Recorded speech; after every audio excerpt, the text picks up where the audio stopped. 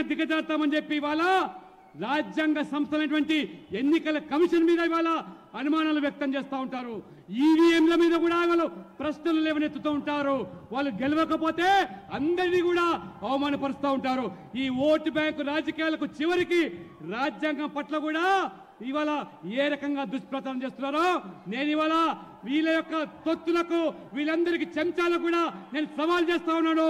ఈ మోదీ బతికున్నంత వరకు రాజ్యాంగాన్ని కదిలించేటువంటి వ్యక్తి శక్తి ఈ ప్రపంచంలో ఎవరు ఉండరని, ఈ రాజ్యాంగాన్ని కాపాడే పూర్తి బాధ్యత మోదీగా నేను తీసుకుంటున్నాను.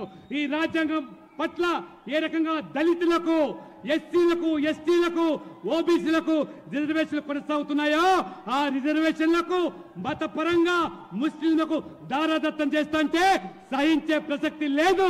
నేను బతికున్నంత కాలం వాటిని అప్పగించనని చెప్పి కూడా నేను ఈ రోజు సవాల్ చేస్తా ఉన్నాను. ఇవాళ साथियों, मैं आज तेलंगाना की धरती से ऐलान करता हूं,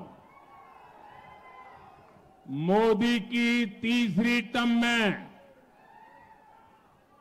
मोदी की तीसरी टर्म में ये वर्ष हमारे संविधान के 75 वर्ष हो रहे हैं।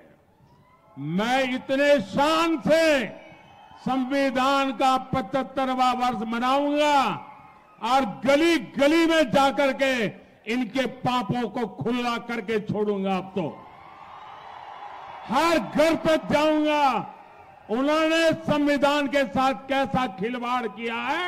ये मेरी तीसरी टर्म में संविधान के 75 वर्ष बड़ी शान से मनाऊंगा, गाजे बाजे के साथ मनाऊंगा और इनके पापों को देश की गली गली में पहुंचा दूंगा। మిత్రులారా, ఈ తెలంగాణ నుంచి నేను ప్రకటిస్తా ఉన్నాను, మోదీగా నేను మూడవసారి ప్రధానమంత్రి అయిన తర్వాత ఈ 75 సంవత్సరాలు రాజ్యాంగాన్ని రచించి పూర్తయ్యే సందర్భంలో తప్పకుండా ఈ 70 సంవత్సరాల రాజ్యాంగ అంగరంగ వైభవంగా ఈ దేశవ్యాప్తంగా ప్రతి పల్లెల్లో ప్రతి పట్టణంలో కూడా వైభవంగా బాజా బదింతులతో జరుపుకోవడమే కాకుండా ఆ రాజ్యాంగాన్ని గౌరవింపే రీతిలో ప్రజలను భాగస్వామ్యం చేయడమే కాకుండా వీళ్ళ పాపాలను, ఈ రాజవంశీయుల పాపాలను ఎండగడుతూ ప్రజల ముందు దోషిగా నిలబెట్టడానికి రాజ్యాంగానికి అడుగడుగునా ఏ రకంగా అవమానపరిచారు, తూర్చుపరిచారు, మీ యొక్క అధికార దాహంతో రాజ్యాంగాన్ని ఏ రకంగా కించపరిచారో ఈ 75 సంవత్సరాల ఈ యొక్క ఉత్సవాల సందర్భంగా మీ భాగవతాన్ని బయట పెడతానని, బహిర్గతం చేస్తానని చెప్పి కూడా నేను సవాల్ చేస్తా ఉన్నాను. साथियों, ये लोग लोकतंत्र की एक भी बात मानने को तैयार नहीं।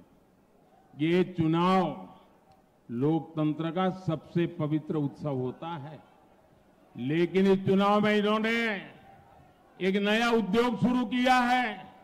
लोकतंत्र की भावना को चूर चूर करने वाला नया उद्योग शुरू किया है।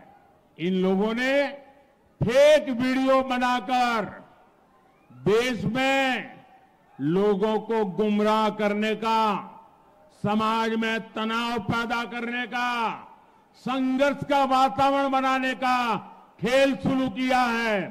इसमें तेलंगाना कांग्रेस और खुद डबल आर का नाम सामने आ रहा है। आप मुझे बताइए, क्या संवैधानिक पद पर बैठे लोगों से ऐसी हरकत करने की उम्मीद कोई देशवासी कर सकता है क्या? మిత్రులారా, ఈ ప్రజాస్వామ్యంలో భాగంగా ఒకటి ఎన్నికల ప్రక్రియ. ఆ ఎన్నికల ప్రక్రియ ఒక పండుగ వాతావరణంలాగా ప్రజాస్వామ్యాన్ని జరుపుకునేటువంటి మన హక్కు, ప్రజాస్వామ్యం ఇచ్చినటువంటి మనకు స్వేచ్ఛ.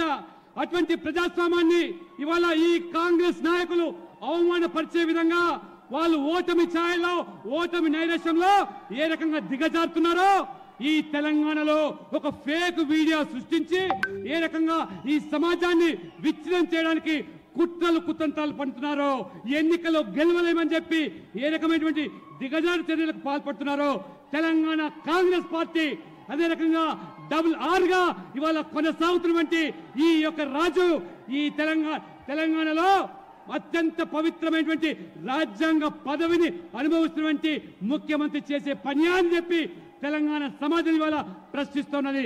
కాబట్టి ఖచ్చితంగా తెలంగాణ ప్రజలు దీన్ని ఎదుర్కోవడానికి